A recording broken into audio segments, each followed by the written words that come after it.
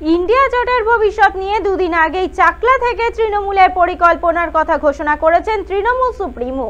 শুক্রবার পূর্ব মেদিনীপুর থেকে বাংলায় মোদি গ্যারান্টির ঘোষণা করেন বিরোধী দলনেতা শুভেন্দু অধিকারী। তার দাবি, এবার বহরমপুরের লোকসভা আসনটিতে আর অধীর চৌধুরী জিতবেন না। পশ্চিম বাংলার মুখ্যমন্ত্রী যে বাংলায় আমরা আমাদের মতো লড়বো, দিল্লিতে ইন্ডির পিন্ডি চটকাবো, তো কালকেই বলে দিয়েছেন। আর অধীর চৌধুরীকে আমরা বিজেপি হারাবো। বহরমপুর আমাদের সিট, বহরমপুর আমাদের সিট। গতবারে হিন্দুরা ওকে ভোট দিয়েছিল বলে জিতেছে, এবারে পাবে। আমরা বহরমপুর সিট জিতবো। ইন্ডির পিন্ডি চটকে গেছে। আগে বলছিল বাংলার মেয়ে প্রধানমন্ত্রী হবে, আমি বলেছিলাম স্যান্ডোগিন জিতে যেদিন বুক পকেট লাগবে সেদিন বাংলার মেয়ে প্রধানমন্ত্রী হবে। এখন বলছে ধরমভাব রক্ষা করো, মোদিজির বিরুদ্ধে লড়বো না।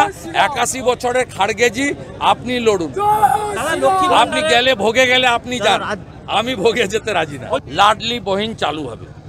আমরা তাদের কথা দিচ্ছি, রাজস্থানে যেমন 450 টাকা গ্যাস আজ থেকে চালু হয়েছে, আমরা 450 টাকা গ্যাস দেব। আমাদের বিজেপি সরকার করুন Modi guarantee, only guarantee, Modi guarantee.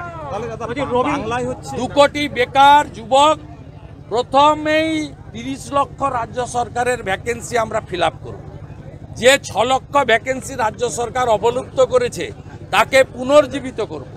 50 লক্ষ পরিযায়ী শ্রমিককে বাংলায় ফেরানোর কাজ যদি কেউ করে, সেটা ভারতীয় জনতা পার্টি আগামী দিনে করবে। আমরা এটা আশ্বস্ত করছি জনগণ।